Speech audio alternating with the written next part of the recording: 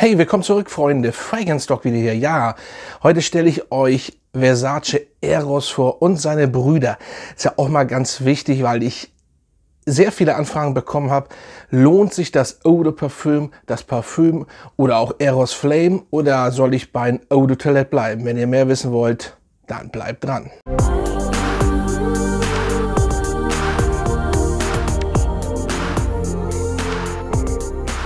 Hey, willkommen zurück. Ja, wir fangen gleich mal mit den ersten an, das Original Eros Eau de Toilette. So, hier muss ich gleich was zu sagen. Das wurde reformuliert. So, es soll schwächer sein. Ein Bekannter von mir hat aber gesagt, ich merke da keinen großen Unterschied. Ich weiß jetzt allerdings nicht, ob er das alte kennt. Er findet das neue oder das aktuelle, was er vor 2 Wochen gekauft hat, richtig stark. Das ist die alte Version noch, die ist monströs stark in Silage und Ausstrahlung. Auch wenn ihr das manchmal selber vielleicht nicht wahrnehmt, obwohl ihr nehmt ihn ja wahr, jedenfalls diese Version. Und die ist so stark, ich kann das immer nur wiederholen, wo ich beim Geburtstag war. Ich bin früher gekommen und 2 Stunden später im Hausflur, da sind dann die anderen Kumpels gekommen und haben gesagt, oh, der ganze Hausflur riecht. Also das ist wirklich heftig stark. Minze, Zitrone, Apfel. Darauf ist dieser Duft aufgebaut und dann nachher natürlich die Vanille. Und es ist, egal was andere sagen, es ist ein geiler Duft. Ja, er ist für Jüngere besser zu tragen, aber nochmal, ob jung, ob alt, es ist Latte, weil dieser Duft geht einfach immer. So, ist einfach. Und es stehen auch ältere Damen auf diesen Duft. So. Lasst sie mal alle quatschen, die meinen, ja, dieser Duft und da wieder Mainstream oder überhaupt, ja, okay, aber hier ohne Ende Komplimente, ohne Ende Komplimente. Wie gesagt, auch von älteren Damen und keine schwachsinnigen Damen, falls jetzt wieder auch sowas kommt. Nein, dieser Duft kommt einfach an. So, hier muss ich nicht mehr so viel zu sagen, habe ich auch schon mal ein Video gemacht. Gut, klar, man stellt ihn gerne nochmal vor, weil es ist einfach ein perfekter Duft für den Club, für Bars, auch fürs Date und so weiter. Also der kommt schon gut. So, nun ist die Frage aber, das ist das Eau de Toilette. Lohnt sich jetzt das Eau de Parfum zum Beispiel? Ich muss sagen, ja, wenn man es ein bisschen entspannter haben möchte, ein bisschen besser verarbeitet, dann nennt man das Eau de Parfum. So, optisch ist nichts groß anders. So. Nur, es steht hier drauf, Eau de Parfum, hier steht nichts drauf. Und ja, es ist entspannter gemacht. Ich meine mit entspannter immer, ja, einfach, die Verarbeitung ist besser. Klar, es ist ein Eau de Parfum, nicht ein Eau de Toilette, klar. Ich finde aber von der Ausstrahlung oder von der Stärke nicht unbedingt stärker. Also schon mal nicht stärker als diese alte Version. So, und da kommen wir jetzt zu. Und das ist das Ding. Ich kenne die neue Version nicht. Wenn die so ist, wenn so das Eau de Toilette zum Beispiel ist, dann ist die alte Version, hier meine ich die alte Version, definitiv stärker als das Eau de Parfum. So, aber ich finde, hier ist das ein bisschen zitrischer geworden, ein minimal zitrischer, die Vanille, die Minze, der Apfel, soweit ist da, das ist klar, aber er ist ein bisschen frischer, finde ich, das Eau de Parfum. Hier ist nämlich noch die Mandarine drin, die dazugekommen ist, die beim Eau de Toilette nicht in der Kopfnote ist. Und ja, im Endeffekt sind sie fast identisch. Also das muss man positiv oder negativ finden. Ich finde es positiv, weil heutzutage ist ja ein Eau de Parfum auf einmal ganz anders als ein Eau de Toilette. So, hier wurde es einfach nur minimal verändert und was heißt nicht ins Negative, aber auch nicht unbedingt ins Positive, wenn man die Mandarine am Anfang besser findet, die beim Eau de Toilette nicht drin ist, dann sollte man sich diesen Duft holen. Ambroxan, Rosengeranie ist im Mittelteil auch hier drin, also es ändert sich nicht viel. Im Endeffekt nur das leicht fruchtige, frische mehr als beim Eau de Toilette. Ich kann von der Haltbarkeit hier leider nichts sagen, weil ich habe, wie gesagt, das alte Eau de Toilette und das ist bombastisch stark, wie gesagt, ich wiederhole mich. Und ja, aber wer es einfach ein bisschen besser verarbeitet möchte mit der Mandarine, sollte zum Eau de Toilette greifen. So, und jetzt kommt aber noch das Parfüm. Das Parfüm finde ich, hier haben wir es, irgendwie besser als das Eau de Parfum. So, weil hier ist das einfach,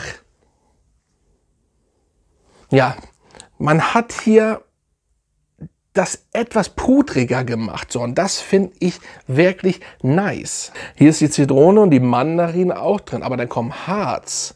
Hier ist Harz drin und Pfeffer. So, und das macht den kleinen Unterschied.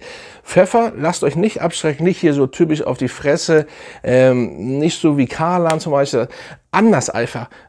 Ihr habt einfach die DNA von Eros plus die Mandarine von Eau de Parfum und dann leicht pfeffig, pudrig. Mir gefällt das wirklich gut. Fast am besten, ehrlich gesagt, diese Version. Wir kommen gleich zu den Flame nochmal. Das ist einfach eine entspannte, gute Version, das Parfüm. Im Mittelteil kommt Lavendel, habt ihr auch in den anderen beiden Versionen nicht. Das macht natürlich das Pudrige und auf der Haut kommt er richtig gut. Also mir gefällt das Parfüm wirklich mit am besten. Twilight, Vetiver, Kaschmir, Vanille ist klar. Die Haltbarkeit, ich finde, die ist soweit gut. Und die Ausstrahlung auch. Aber auch er ist nicht stärker als das alte Eau de Toilette. Bin ich der Meinung. Und naja, das werden viele andere auch meinen, weil das alte nochmal, ich wiederhole mich, ist wirklich stark. So, was hat jetzt das Flame damit zu tun? Er ist ja auch ein Bruder.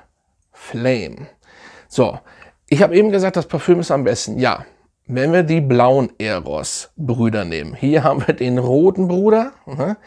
Und der rote Bruder geht einfach in eine ganz andere Richtung. Sprüher sind übrigens alle gut. Ja, viel fruchtiger. Zitrone, Mandarine allerdings auch. Die DNA habt ihr auch in Flame. Dann Pfeffer, Rosengrane und Chinotto, glaube ich. Chinotto, das ist, glaube ich, ein Likör. Ich habe jetzt vorher nicht geguckt, hätte ich mal tun sollen. Chinotto, das macht den Unterschied. Ich dachte immer so ein bisschen, oh, das hat so eine Ähnlichkeit, so ein bisschen wie Zimt. Und das macht diesen einfach anders. Es macht diesen vor allen Dingen für einen perfekten Herbstduft. Eros Flame ist ein perfekter Herbstduft. Rosengarne, Rose im Mittelteil.